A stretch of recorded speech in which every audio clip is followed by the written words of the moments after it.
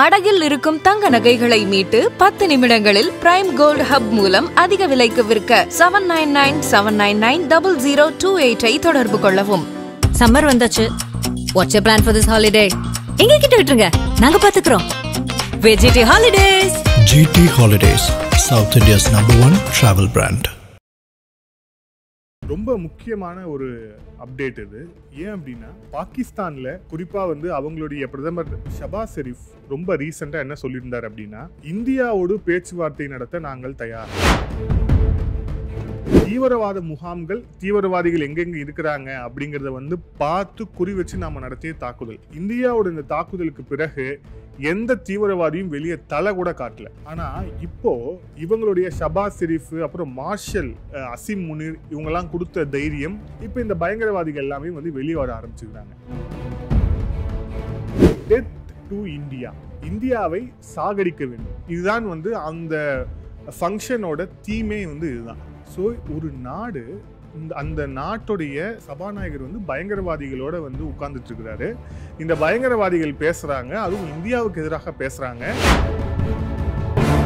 நமக்கு உபதேசம் செய்யக்கூடிய நபர்கள் அமைதி வேண்டும் சொல்லிட்டு பாகிஸ்தானோடு பேச்சுவார்த்தை நடத்தணும்னு பைத்தியகாரத்தனமா பேசக்கூடிய நபர்கள் கவனிக்க வேண்டிய விஷயம் என்னன்னா, பாகிஸ்தானுடைய இஸ்லாமாபாத் அரசாங்கமும் பாகிஸ்தானுடைய தீவிரவாதிகளும் வேறல்ல, ரெண்டுமே ஒரே வேர் தான்.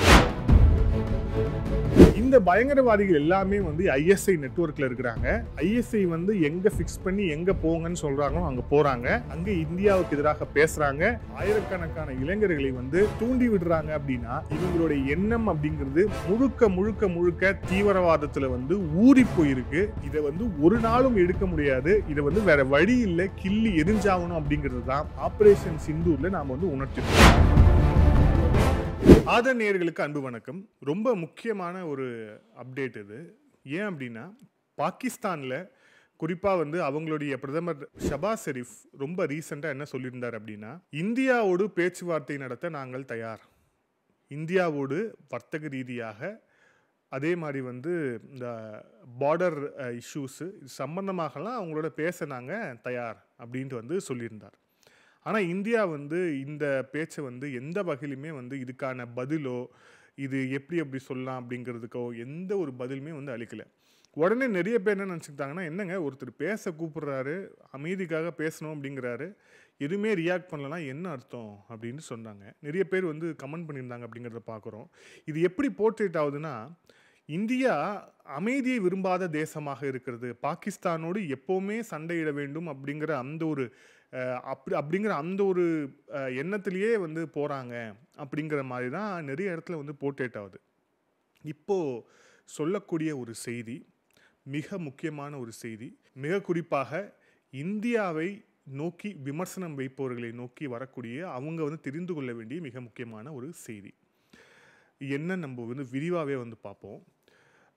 ஆபரேஷன் சிந்தூருக்கு பிறகு பாகிஸ்தானில் இருக்கக்கூடிய ஒரு தீவிரவாதிக்கு கூட பப்ளிக் ரேலியில் வரணும் அப்படிங்கிற அந்த ஒரு தைரியம் வரவே இல்லை.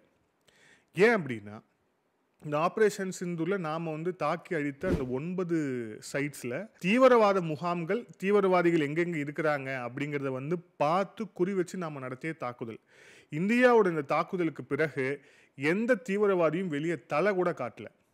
ஆனால் இப்போது இவங்களுடைய ஷபாஸ் ஷெரீப், அப்புறம் மார்ஷல் அசிம் முனீர், இவங்கெல்லாம் கொடுத்த தைரியம், அதுக்கப்புறம் நமக்கு துருக்கி இருக்கிறாங்க, நமக்கு அஜர்பைஜான் இருக்கிறாங்க, நமக்கு எல்லாத்தையும் தாண்டி நமக்கு வாஷிங்டன் வெள்ளை மாளிகையில் ட்ரம்ப் உட்காந்துக்கிட்டு இருக்கிறாரு, அவர் நம்மளை கடைசி நேரத்துலையாவது காப்பாற்றிடுவார் அப்படிங்கிற ஒரு தைரியம் வந்ததுனால என்ன ஆயிருக்கு அப்படின்னா, இப்போ இந்த பயங்கரவாதிகள் எல்லாமே வெளியே வர ஆரம்பிச்சுக்கிறாங்க.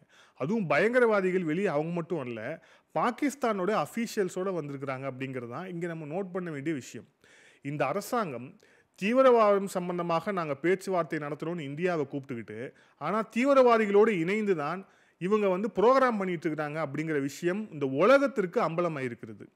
இது எப்போ அப்படின்னா, யோமி தக்பீர் அப்படின்னு சொல்லிட்டு ஒரு நாள், அந்த நாள் அவங்க எதுக்காக கொண்டாடுறாங்க அப்படின்னா, அவங்களுடைய இந்த சகாய் நியூக்ளியர் டெஸ்ட் நடந்து அதை வெற்றிகரமாக நடத்தின நாளில் அதை குறிக்கும் விதமாக அவங்க கொண்டாடுறாங்க. அது பாகிஸ்தான் முழுக்க நேஷ்னல் ஹாலிடே. நியூக்ளியர் டெஸ்ட் வெற்றி பெற்ற நாளில் அதை நேஷ்னல் ஹாலிடேவாக அந்த நாடு கொண்டாடிக்கிட்டு இருக்கிறாங்க.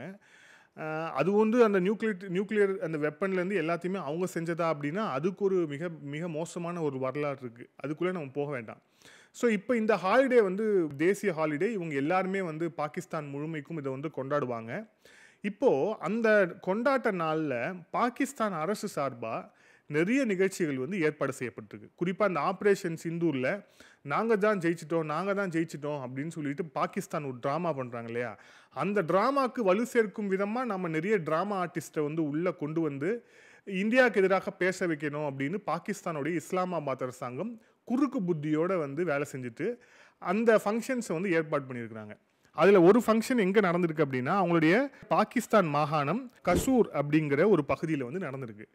இந்த பகுதியில் நடந்த அந்த இது வந்து ஃபுல் அண்ட் ஃபுல் வந்து பாகிஸ்தானுடைய நாசக்கார உளவு அமைப்பான ஐஎஸ்ஐயோடைய ஃபண்டிங்கில் நடக்கக்கூடிய ஒரு ஃபங்க்ஷன் இது.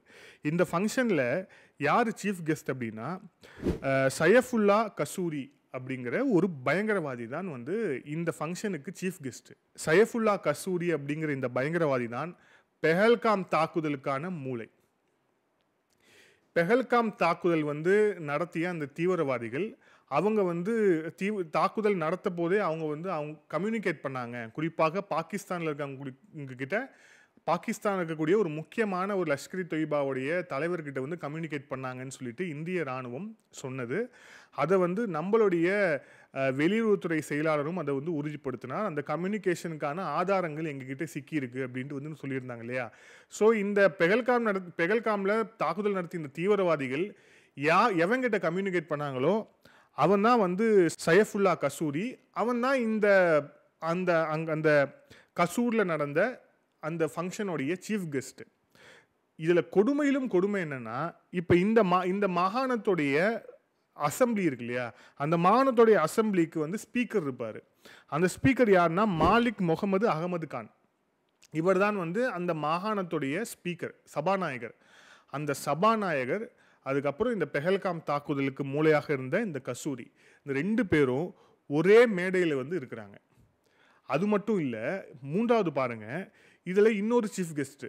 அவர் யார் அப்படின்னா தலா சையத் அப்படிங்கிறவர். இந்த தலா சையத் அப்படிங்கிறது அந்த பேர்லேயே உங்களுக்கு தெரிஞ்சிருக்கும் யாருன்னு. தலால் சையத் அப்படிங்கிறவன் ஹஃபீஸ் சையதுடைய மகன். ஹஃபீஸ் சையத் வெளியே வரல. ஹஃபீஸ் சையத் வந்து இப்போ வரைக்கும் எங்கேயும் வெளியே வரல. ஆனால் ஹஃபீஸ் சையத் வந்து என்ன பண்ணுறாரு, ரொம்ப முக்கியமான ஃபங்க்ஷன் அப்படிங்கிறதால அவருடைய பையனை அனுப்புகிறார்.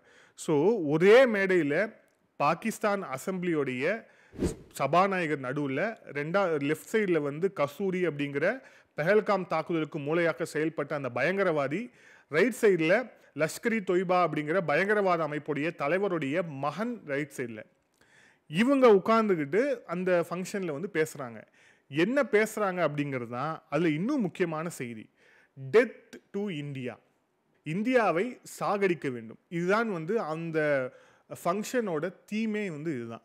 ஸோ ஒரு நாடு, அந்த நாட்டுடைய சபாநாயகர் வந்து பயங்கரவாதிகளோட வந்து உட்கார்ந்துட்டு இருக்கிறாரு. இந்த பயங்கரவாதிகள் பேசுகிறாங்க, அதுவும் இந்தியாவுக்கு எதிராக பேசுகிறாங்க. எங்ககிட்ட வந்து நியூக்ளியர் இருக்குன்னு. அதுவும் ஏன் அந்த நாளை தேர்ந்தெடுத்தாங்க தெரியுமா? பாகிஸ்தான் நியூக்ளியர் டெஸ்ட்டை வெற்றிகரமாக நடத்தின அந்த நாளை வந்து அவங்க தேர்ந்தெடுத்து இந்த மெசேஜை சொல்கிறதுக்கான மிக முக்கியமான காரணம் என்ன அப்படின்னா, நாங்கள் வந்து எங்ககிட்ட வந்து அணு ஆயுதங்கள் இருக்குது, எங்ககிட்ட அணு ஆயுதம் இருக்குது, உங்கள் மேலே பிரயோகிச்சிருக்கோம் அப்படிங்கிற அந்த ஒரு மெசேஜும் இதில் இருக்குது.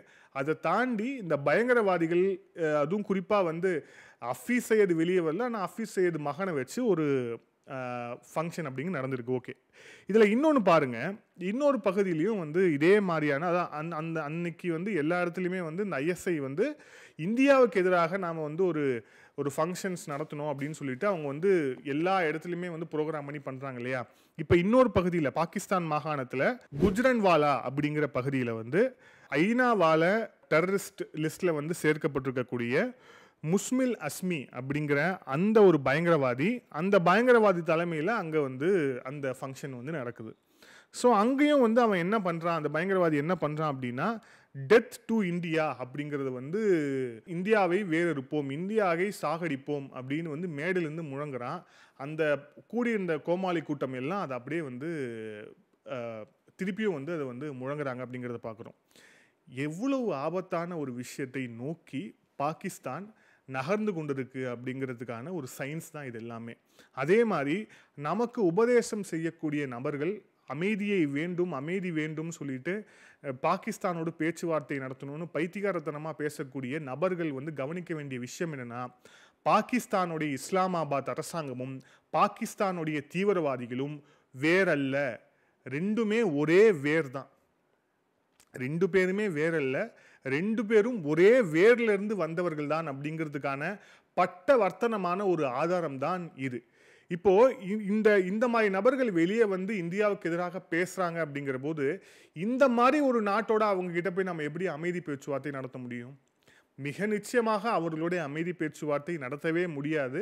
அது மட்டும் இல்லாமல் பெஹல்காம் தாக்குதல் நடத்துனாங்கன்னா யார் வந்து நடத்துனாங்கன்னு சொல்லிட்டு நாங்கள் வந்து இன்வெஸ்டிகேஷனுக்கு நாங்கள் ஒத்துழைக்கிறோம், நம்ம 2 பேரும் சேர்ந்து வந்து விசாரணை பண்ணலாம் அப்படின்னு ட்ராமா போட்ட ஷபாஸ் ஷெரீஃப் வந்து இப்போ என்ன பண்ணுறாருன்னா, அவங்களுடைய ஐஎஸ்ஐ வந்து இந்த பெஹல்காம் தாக்குதலுக்கு மூளையாக இருந்த கசூரியை வைத்து உங்களுடைய பஞ்சாப் மாகாணத்தில் வந்து கூட்டம் போட்டு நீங்கள் பேசுகிறீங்க அப்படின்னா, அப்போ நீங்கள் யாரை ஏமாற்ற நாங்கள் வந்து இந்த மாதிரி வந்து எங்களுக்கு வந்து இன்வெஸ்டிகேஷன் நடத்தலாம் அப்படின்னு யாரை ஏமாற்ற கூப்பிட்டாங்க அப்படிங்கிறத ஒவ்வொருவரும் சிந்திக்க வேண்டிய நேரத்தில் நாம் தற்போது நின்று கொண்டிருக்கிறோம். இந்த பயங்கரவாதிகள் எல்லாமே வந்து ஐஎஸ்ஐ நெட்வொர்க்கில் இருக்கிறாங்க.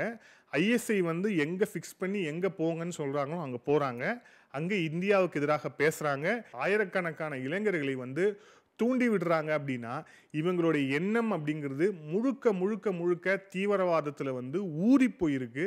இதை வந்து ஒரு நாளும் எடுக்க முடியாது. இதை வந்து வேற வழி இல்லை, கிள்ளி எரிஞ்சாகணும் அப்படிங்கிறது தான் ஆப்ரேஷன் சிந்தூரில் நாம் வந்து உணர்த்தினோம். ஓகே, இப்போது பாகிஸ்தானில் பஞ்சாப் மாகாணத்தில் இவங்க வந்து கூட்டம் போட்டாங்களே, ஏன் லாகூரில் வந்து கூட்டம் போடல? ஏன் கைபர் பக்துங்வாவில் வந்து கூட்டம் போடல? ஏன் பலுச்சிஸ்தானில் வந்து கூட்டம் போடல? கைபர் பக்துங்வா பலுச்சிஸ்தான் மாகாணம் ஏற்கனவே எரிந்து கொண்டிருக்கு. லாகூரில் கூட்டம் போட்டால் என்ன நடக்கும்னு அவங்களுக்கு ஏற்கனவே தெரியும். லாகூரில் ஏர் டிஃபென்ஸ் சிஸ்டம் கூட கிடையாது. இப்போ தான் வந்து துருக்கி கிட்ட வந்து Siper air defence system 100 kilometres range கொடுங்கன்னு சொல்லிட்டு பிச்சை எடுத்துக்கிட்டு இருக்கு பாகிஸ்தான். ஸோ இந்த மாதிரி சுச்சுவேஷனில் பாகிஸ்தானுக்கு வந்து மிக முக்கியமான ஒரு மாகாணமாக இருக்கிறது இந்த பஞ்சாப் தான். அதனால தான் அந்த பஞ்சாப் அப்படிங்கிறது பாகிஸ்தானில் இருக்கக்கூடிய ஹைடெக் தீவிரவாதிகளுடைய கூடாரமாக இருக்குது அப்படிங்கிறதுக்கு இது எல்லாமே மிக முக்கியமான சான்று. சரி, இதுக்கு இந்தியா தரப்போகிற பதிலடி அப்படிங்கிறது என்ன? மிக குறிப்பாக சொல்லணும் அப்படின்னா 2 விஷயத்தோடு நம்ம வந்து முடிக்கலாம். ஒன்று, நம்மளுடைய பிரைம் மினிஸ்டர் மோடி அவர்கள் பேசியிருக்கிறார். என்ன பேசியிருக்கிறார் அப்படின்னா, ஆப்ரேஷன் சிந்தூர் அப்படிங்கிறது இன்னும் முடியலை. பாகிஸ்தானை ஒரு வாட்டியில் 2 வாட்டியில் 3 முறை நாம் வந்து தாக்குதலுக்கு உட்படுத்திட்டோம். பாகிஸ்தான் நினைவில் வைத்துக் கொள்ள வேண்டியது என்ன அப்படின்னா, நாங்கள் அனைவரும் மகிஷாசுர மர்தினியை கும்பிடுபவர்கள். ஸோ வந்து எங்களுக்கு என்ன செய்யணும் அப்படிங்கிறது தெரியும் அப்படின்னு வந்து நம்மளுடைய பிரைம் மினிஸ்டர் மோடி அவர்கள் பேசியிருக்கிறார். இது ஒரு மெசேஜ். 2வது, நம்மளுடைய ராஜ்நாத் சிங் அவர்கள் பேசினது தான் இதில் இன்னும் கூடுதலான மெசேஜ்.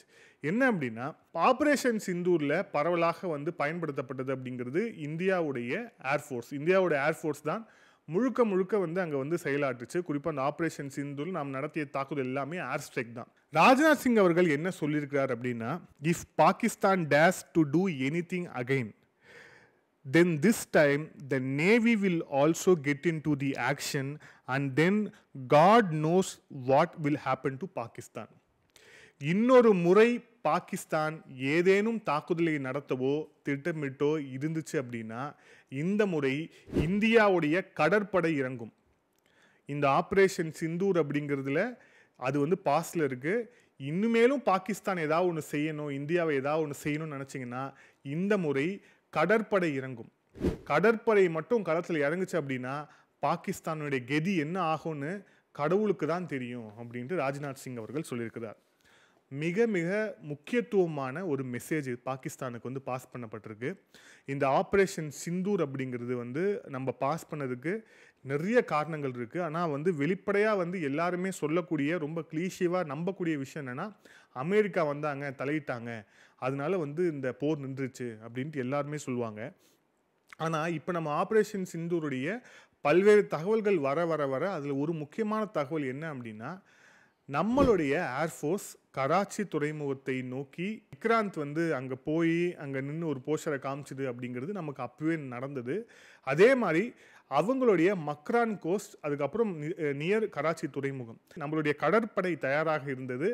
அதுவும் பாகிஸ்தான் தயவுசெய்து கொஞ்சம் சீஸ்ஃபயர் பண்ணுங்கன்னு சொல்லிட்டு நம்மகிட்ட கெஞ்சுறதுக்கு மிக முக்கியமான ஒரு காரணமாக இருந்தது அப்படின்ட்டு வந்து இப்போ வரக்கூடிய தகவல்கள் எல்லாருமே அதை வந்து உணர்த்துது. ஸோ ஆப்ரேஷன் சிந்தூர் அப்படிங்கிறது தொடருது. இந்தியாவை முழுமையாக அழிக்க வேண்டும் அப்படின்னு இந்த தீவிரவாதிகளுடைய இந்த கொக்கரிப்பு அப்படிங்கிறது ஒரு காலமும் நடக்காது. இவர்களுக்கு ஒரு ஆப்ரேஷன் சிந்தூர் பத்தாது அப்படிங்கிறது தான் இவங்களுடைய இந்த பாகிஸ்தான் இருக்கக்கூடிய இவங்களுடைய திமிர் பிடிச்ச பேச்சு அப்படிங்கிறது உணர்த்துது. இஸ்லாமாபாத் அரசாங்கம் திருந்தாது, தீ வைத்து கொளுத்தினாலும் திருந்தாது. ஆப்ரேஷன் சிந்தூர் அப்படிங்கிறது மிக நிச்சயமாக தொடரும். இந்தியா அதை தொடரவே செய்யும். மீண்டும் இன்னொரு காணொலியில் சந்திப்போம். அதுவரை நன்றி, வணக்கம்.